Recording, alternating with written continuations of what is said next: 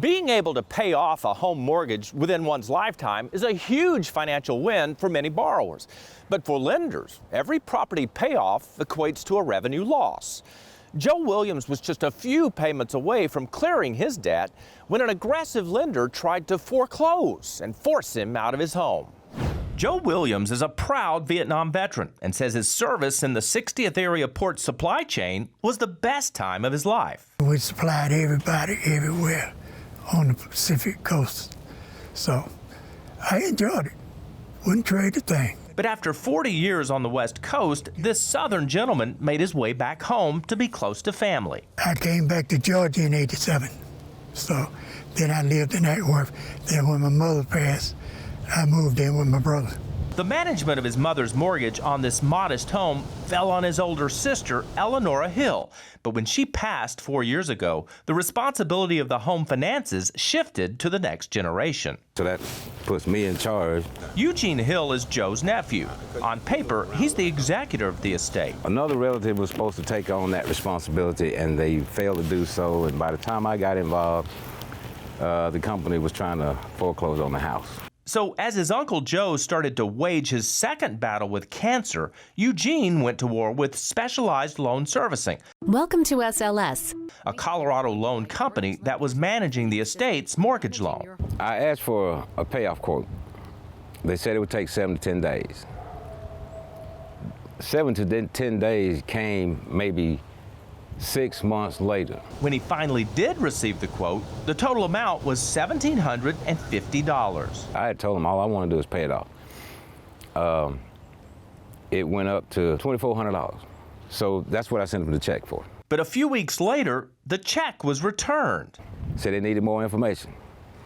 So I gave them the information they asked for and sent it back again. 10 days later, Eugene received the uncashed check again, rejected because SLS then told him they only accepted cashier's checks. Well, if that's what you needed, why didn't you tell me that in the beginning when you said you didn't have enough information?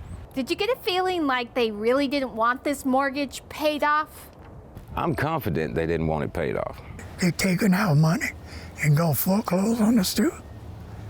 Something ain't right about that. It may seem like a crazy notion, a loan service not wanting to collect on a loan.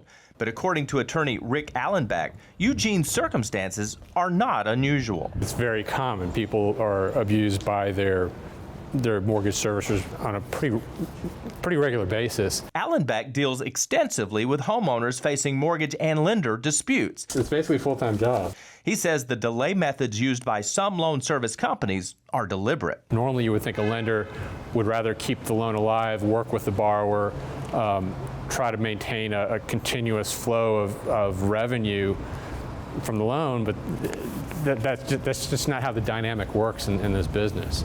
There's a less incentive to work with the borrower than to simply just foreclose on them. That's because some loans, like the one on Joe's home, are not considered high performing, and the lending company stands to make more money by foreclosing versus managing the loan. What may have been, say, a $100,000 loan on a $120,000 home, which they bought back for $100,000 on paper, they could resell it on the open market for, say, $120,000. And that $20,000 is theirs. They don't have to give it back to the borrower. Making the process for the borrower to pay off the loan nearly impossible. I even asked the guy, what are you trying to do? You just trying to take the house for nothing? Oh, no, I promise you, we don't work like that. Well, that's exactly what they were doing. With nowhere else to turn, Eugene sent an email to Inside Investigations, and our team connected him with an attorney. It was a great relief.